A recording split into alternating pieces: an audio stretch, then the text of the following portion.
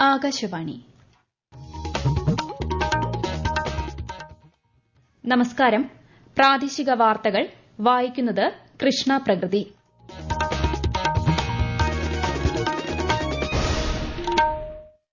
പ്രധാന വാർത്തകൾ. പ്രധാനമന്ത്രി നരേന്ദ്രമോദിയുടെ പ്രതിമാസ പ്രഭാഷണ പരിപാടി മൻ കി ബാത് നാളെ.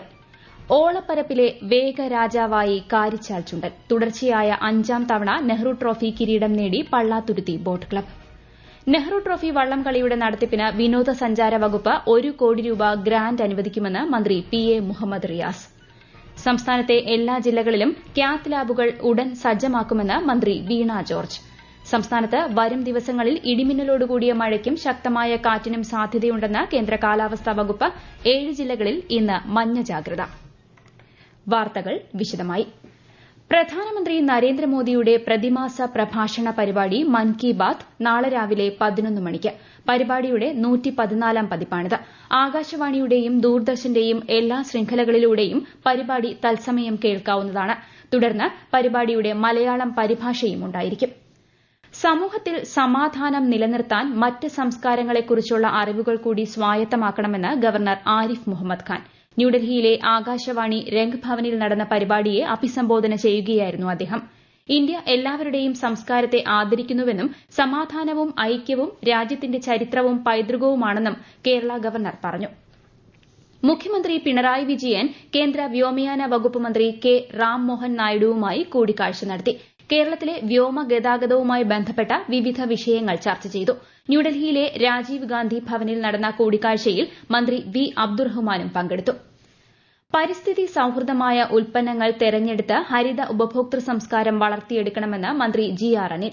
ലോക ഹരിത ഉപഭോക്തൃ ദിനാചരണത്തിന്റെ സംസ്ഥാനതല ഉദ്ഘാടനം തിരുവനന്തപുരത്ത് നിർവഹിക്കുകയായിരുന്നു മന്ത്രി. സംസ്ഥാന സർക്കാരിന്റെ നേതൃത്വത്തിൽ ഒക്ടോബർ 2 മുതൽ 6 മാസക്കാലം നീണ്ടുനിൽക്കുന്ന മാലിന്യ നിർമ്മാർജ്ജന പരിപാടികൾ തദ്ദേശ സ്ഥാപനങ്ങളിലൂടെ നടപ്പിലാക്കാനാണ് ലക്ഷ്യമിടുന്നതെന്നും മന്ത്രി പറഞ്ഞു. പുന്നമട കായലിന്റെ ഓളപ്പരപ്പിൽ വേഗരാജാവായി കാരിച്ചാൽ ചുണ്ടൻ. 70ാമത് നെഹ്റു ട്രോഫി ജലോത്സവത്തിൽ പള്ളാത്തുരുത്തി ബോട്ട് ക്ലബ്ബ് തുടർച്ചയായ 5ാം കിരീടം നേടി. വിബിസി കൈനകരിയുടെ വീയപുരം ചുണ്ടനെ മൈക്രോ സെക്കൻഡുകളുടെ വ്യത്യാസത്തിലാണ് കാരിച്ചാൽ പിന്തള്ളിയത്. കുമരകം ബോട്ട് ക്ലബ്ബ് തുഴഞ്ഞ നടുഭാഗം 3ാം സ്ഥാനം നേടി. വിശദാംശങ്ങളുമായി ആകാശവാണി ആലപ്പുഴ ജില്ലാ പ്രതിനിധി ആർ രവികുമാർ. ഇക്കൊല്ലത്തെ നെഹ്റു ട്രോഫി ജലോത്സവത്തിലെ വിജയികളെ പ്രഖ്യാപിക്കാൻ ഫോട്ടോ ഫിനിഷിംഗ് വേണ്ടിവന്നു. ബിബിസി കൈനഗിരി തുഴഞ്ഞ വീയപുരം ചുണ്ടനും പള്ളാത്തുരുത്തി ബോട്ട് ക്ലബ്ബ് തുഴഞ്ഞ കാരിച്ചാൽ ചുണ്ടനും ഏതാണ്ട് ഒരുപോലെയാണ് എത്തിയത്. 2 ചുണ്ടന്മാരും 4 മിനിറ്റ് 14 സെക്കൻഡ് കൊണ്ട് ഫിനിഷ് ചെയ്തു. പിന്നീട് മൈക്രോ സെക്കൻഡുകൾ പരിശോധിച്ചപ്പോഴാണ് കാരിച്ചാൽ ജേതാവായത്. ഈ വിധി നിർണയത്തിൽ പരാതിയുമായി വീയപുരം ചുണ്ടന്റെ തുഴച്ചിൽക്കാർ രംഗത്ത് വന്നിട്ടുണ്ട്. തീപാർന്ന പോരാട്ടമാണ് പുന്നമടക്കായലിൽ അരങ്ങേറിയത്. ചുണ്ടന്മാർ ഇഞ്ചോടിഞ്ച് പോരാട്ടം കാഴ്ചവെച്ചപ്പോൾ ജനക്കൂട്ടം ഇളകി മറിഞ്ഞു. ആവേശത്താൽ വഞ്ചിപ്പാട്ട് പാടിയും ആർപ്പുവിളികൾ മുഴക്കിയും അവർ ആർത്തുല്ലസിച്ചു. ഓളപ്പരപ്പിനെ കീറിമുറിച്ച് ചുണ്ടന്മാർ ചീറിപ്പാഞ്ഞപ്പോൾ ചിറർ കായലിലേക്ക് എടുത്തു ചാടി. ഫൈനലിൽ മാത്രമല്ല ഹീറ്റ്സിലും പൊരിഞ്ഞ പോരാട്ടമാണ് നടന്നത്.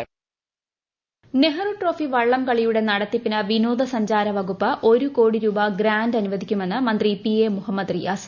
70ാമത് നെഹ്റു ട്രോഫി വള്ളംകളി പുന്നമട കായലിൽ ഉദ്ഘാടനം ചെയ്യുകയായിരുന്നു മന്ത്രി. ചാമ്പ്യൻസ് ബോട്ട് ലീഗ് ഈ വർഷം തന്നെ നടത്താനാണ് സർക്കാർ ആലോചിക്കുന്നതെന്നും ഉടൻ ബോർഡ് യോഗം വിളിക്കുമെന്നും മന്ത്രി പറഞ്ഞു.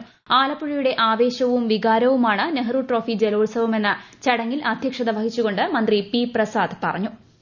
സംസ്ഥാനത്തെ എല്ലാ ജില്ലകളിലും കാത്ത് ലാബുകൾ ഉടൻ സജ്ജമാക്കുമെന്ന് ആരോഗ്യമന്ത്രി വീണ ജോർജ്. നിലവിൽ മെഡിക്കൽ കോളേജുകളും ജില്ലാ ജനറൽ ആശുപത്രികളും ഉൾപ്പെടെ 13 ജില്ലകളിൽ കാത്ത് ലാബുകൾ പ്രവർത്തിക്കുന്നുണ്ടെന്നും മന്ത്രി പറഞ്ഞു. ഇടുക്കി ജില്ലയിൽ ഉടൻ കാത്ത് ലാബ് സജ്ജമാകുന്നതോടെ രാജ്യത്ത് ആദ്യമായി എല്ലാ ജില്ലകളിലും കാത്ത് ലാബുള്ള സംസ്ഥാനമായി കേരളം മാറുമെന്നും ആരോഗ്യമന്ത്രി വ്യക്തമാക്കി. ഈ വാർത്തകൾ ആകാശവാണിയിൽ നിന്ന്. ആകാശവാണി തിരുവനന്തപുരം പ്രാദേശിക വാർത്താ വിഭാഗം അവതരിപ്പിക്കുന്ന പ്രത്യേക പരിപാടിയായ നല്ല വാർത്ത എല്ലാ ശനിയാഴ്ചയും വൈകുന്നേരം 6:40 പ്രക്ഷേപണം ചെയ്യുന്നതാണ്. ഇന്ന് 6:30 പ്രാദേശിക വാർത്തകൾക്ക് ശേഷം നല്ല വാർത്ത കേൾക്കാവുന്നതാണ്. സ്വച്ഛതാ ഹി സേവ ക്യാമ്പയിന്റെ ഭാഗമായി കോഴിക്കോട് അന്താരാഷ്ട്ര വിമാനത്താവളത്തിൽ ശുചീകരണ പ്രവർത്തനങ്ങൾ നടത്തി. Nehru Yuvakendra Malappuram, CISF unit, national service scheme എന്നിവയുടെ സംയുക്ത ആഭിമുഖ്യത്തിലായിരുന്നു പരിപാടി. ഈ മാസം 17 തുടങ്ങിയ ക്യാമ്പയിൻ ഒക്ടോബർ 2 നടത്തുന്ന മെഗാ ബീച്ച് ശുചീകരണത്തോടെ സമാപിക്കും. പോഷൺ മാ പരിപാടികളുടെ ഭാഗമായി ലക്ഷദ്വീപിലെ കവരത്തിയിൽ അങ്കണവാടികൾ കേന്ദ്രീകരിച്ച് ഭക്ഷ്യമേളകൾ സംഘടിപ്പിച്ചു. പോഷക ഗുണമേന്മയേറിയതും ദ്വീപ് നിവാസികളുടെ തനത് ഭക്ഷ്യവിഭവങ്ങളും മേളയിൽ പ്രദർശിപ്പിച്ചു. പ്രത്യേക ബോധവൽക്കരണ ക്ലാസുകളും സംഘടിപ്പിച്ചു. സംസ്ഥാനത്ത് വരും ദിവസങ്ങളിൽ ഒറ്റപ്പെട്ട ഇടങ്ങളിൽ ഇടിമിന്നലോടുകൂടിയ മഴയ്ക്കും ശക്തമായ കാറ്റിനും സാധ്യതയെന്ന് കേന്ദ്ര കാലാവസ്ഥാ വകുപ്പ്.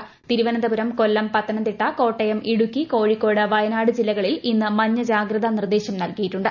അതേസമയം കേരള തീരത്ത് ഉയർന്ന തിരമാലയ്ക്കും കള്ളക്കടൽ പ്രതിഭാസത്തിനും സാധ്യതയുണ്ടെന്ന് ദേശീയ സമുദ്രസ്ഥിതി പഠന ഗവേഷണ കേന്ദ്രം മുന്നറിയിപ്പ് നൽകി.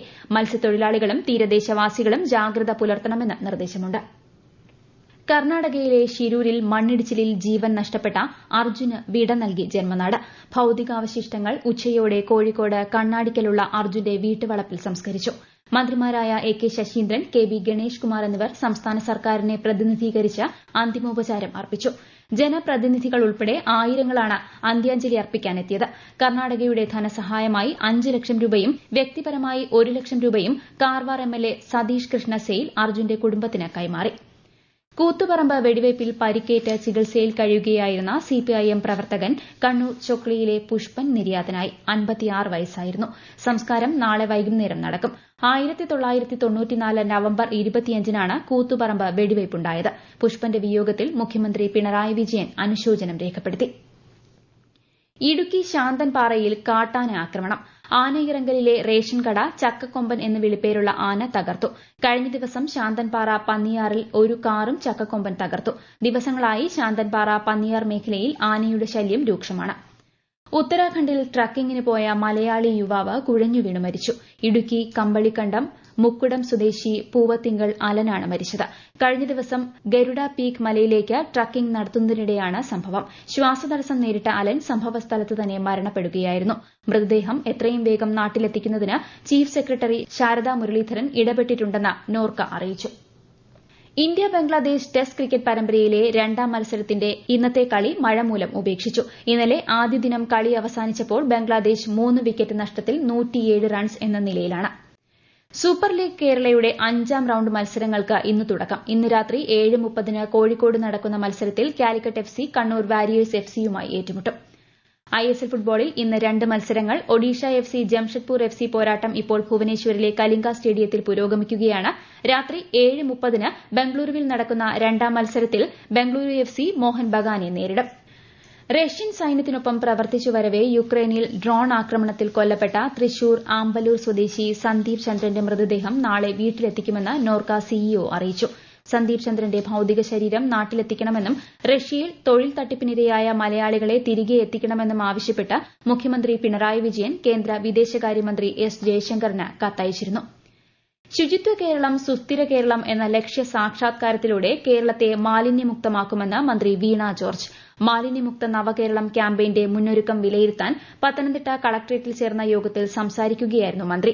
എല്ലാ വിഭാഗം ജനങ്ങളെയും പങ്കെടുപ്പിച്ച ഗാന്ധി ജയന്തി ദിനത്തിൽ തുടങ്ങി 2025 മാർച്ച് 30-ന് അന്താരാഷ്ട്ര ശൂന്യ മാലിന്യ ദിനാചരണത്തിന്റെ ഭാഗമായി പദ്ധതി പൂർത്തീകരിക്കുകയാണ് ലക്ഷ്യമെന്നും മന്ത്രി വ്യക്തമാക്കി. പ്രധാന വാർത്തകൾ വീണ്ടും. പ്രധാനമന്ത്രി നരേന്ദ്രമോദിയുടെ പ്രതിമാസ പ്രഭാഷണ പരിപാടി മൻ കി ബാത്ത് നാളെ. ഓളപ്പരപ്പിലെ വേഗരാജാവായി കാരിച്ചാൽ ചുണ്ടൻ. തുടർച്ചയായ 5ാം തവണ നെഹ്റു ട്രോഫി കിരീടം നേടി Pallathuruthy boat club. Nehru trophy വള്ളംകളിയുടെ നടത്തിപ്പിന് വിനോദസഞ്ചാര വകുപ്പ് 1 കോടി രൂപ ഗ്രാന്റ് അനുവദിക്കുമെന്ന് മന്ത്രി പി എ മുഹമ്മദ് റിയാസ്. സംസ്ഥാനത്തെ എല്ലാ ജില്ലകളിലും കാത്ത് ലാബുകൾ ഉടൻ സജ്ജമാകുമെന്ന് മന്ത്രി വീണ ജോർജ്. സംസ്ഥാനത്ത് വരും ദിവസങ്ങളിൽ ഇടിമിന്നലോടുകൂടിയ മഴയ്ക്കും ശക്തമായ കാറ്റിനും സാധ്യതയുണ്ടെന്ന് കേന്ദ്ര കാലാവസ്ഥാ വകുപ്പ്. 7 ജില്ലകളിൽ ഇന്ന് മഞ്ഞ ജാഗ്രത. പ്രാദേശിക വാർത്തകൾ കഴിഞ്ഞു. അടുത്ത വാർത്താ പ്രക്ഷേപണം 7:25-ന്.